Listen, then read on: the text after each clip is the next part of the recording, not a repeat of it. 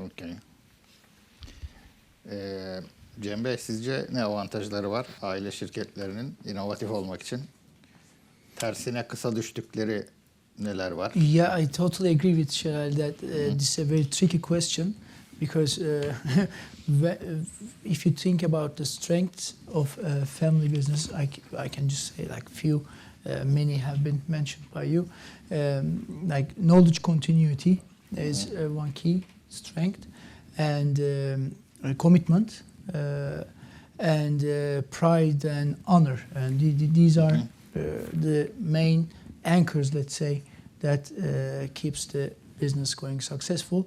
But these strengths, if you think about innovation, can be a double-edged sword and kill innovation in 1 second. I mean, if you have a ruling generation that is not open to new ideas, and he will just say, "That's how we do business," and like, then you can't do anything. I mean, it's just that simple. And or mixes manageable risk with pride and honor, again the ruling generation, and then kills the innovation. Or let's talk about the new generation. You have a very arrogant, a very disrespectful guy or woman, I mean, and comes into the business and says, "Okay, I want to try this, I want to try this, and I want to try this," and it's no good for innovation also. So, of course, you have the positive side of new generation bringing in energy, but they have to be humble, ready to learn, ready to listen, and be in harmony with the ruling generation. So I think we've come to a critical point here. Two of our speakers talked about a double-edged sword. How do you make sure that the sword cuts in the right way? Is the question. Okay, there's not just one answer. I mean, it's very hard actually.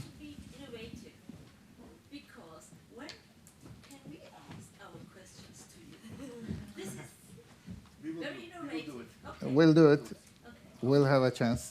Inshallah. Okay. So, please continue. How to do it? How do you make sure the sword cuts in the right way? Her yiğidin ayrı bir yoğurt yiyişi vardır. Türk kelimesi deyimi buradan geliyor So aslında. it depends on the leadership or what, in your opinion? I think it's the culture, really. Attitude, culture the and culture. leadership and the systems, I would say. But Okay. We were talking about this before the panel, that every company have their own solutions. Like every company is going to have their own way of innovating, and they're going to have their own innovations, basically. Okay. That's what I think. Okay. Okay. İnovasyon bazı riskler almayı gerektiriyor. Tabii aile şirketlerinin de hem aile şöhretini korumak hem de ailenin varlıklarını korumak gibi bir odakları var. Öyle bir dertleri var. Öte yandan hep konuşuldu, birkaç kişi vurguladı. Aile şirketleri olaya daha uzun vadeli bakıyorlar. Uzun soluklu projelere girmeye daha hazırlar. Bu da tabii inovasyon için iyi bir şey. Bay Simmler, şimdi size sormak istiyorum. Siz kendi şirketinizde bazıları lehte, bazıları aleyhte çalışan bu paradoksları, inovasyonu geliştirmek için nasıl yönetiyorsunuz? Bu artı ve eksi çalışan unsurları.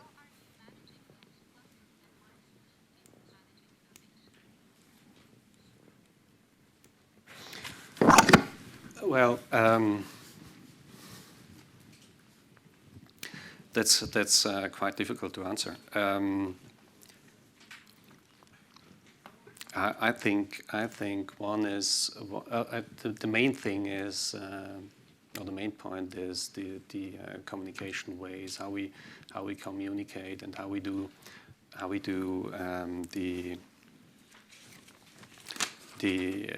share the information, what we need to find the decision.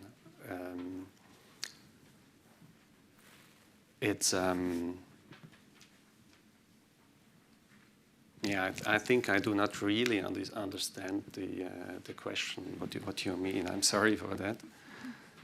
The question is, in terms of the characteristics of the family companies, when we consider them, some factors are working for the family company in terms of innovation, and some factors seem to be working against it, as we have been discussing. And sometimes it cuts both ways, was said by the speakers.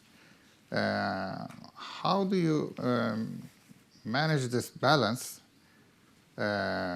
so that you have a good innovation output in your company? Is really the question. I mean, how do you manage the negative sides and amplify the positives? Is really the question.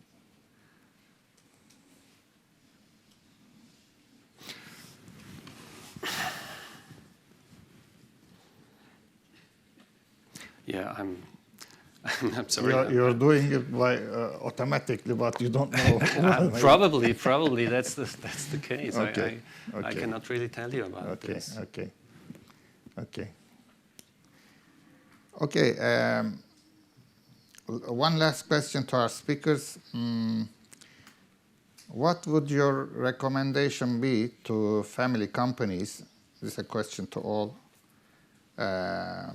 who wish to start an innovation initiative in their company. We can start from you if you want. I mean, I already talked about a lot of the things, but one thing Jem said is really important, is that you should not be afraid to fail. And you don't have to always fail. You can do that, adaptation is a part of innovation, obviously, because you're adapting to the changes in the world and the technology. So you should be able to adapt your original innovation to make something out of it, so it's not a complete failure, or like if there is no way, yes, you quit it. But there are ways you should think outside the box sometimes in terms of adapting the innovation is one thing. And the other thing that I really emphasize is like listen to your employees, really value feedback from them, but not in the sense that, oh, this is your idea, go run with it, or be like, oh, this is the way we're going to do it, I like your idea, I'm going to do it my way. But give them systems, behaviors, guidance, and resources for them to be able to do what they want. And obviously, one thing is to like know about the practices of innovation, like what other companies are doing, is really important. But think if it's going to be working for your company, because not everything that works for another company will work for your company. And be bold to innovate. Like, do not be afraid to innovate, but don't be so innovative that like everything in the company is changing all the time, because that kind of undermines your strategy and your employees' trust in you. Okay, thank you.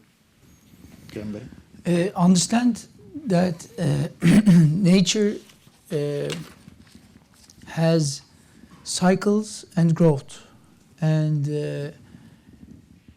if you stand still and do nothing and just try to preserve without doing anything, then you are doomed, because nature acts in that way.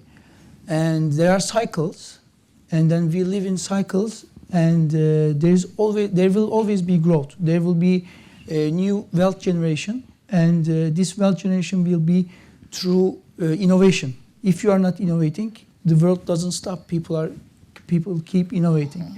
So if you stand still, you will be disrupted.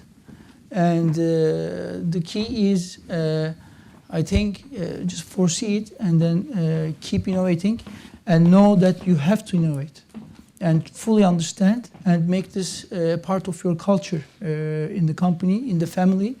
But this is important for any businesses, or not even businesses, any human created like countries, let's say legislation systems, for anything. This is true. I mean, so that's why it has to be in the bones, and I mean it has to be in the mindset. Okay, Yeah. Thank you.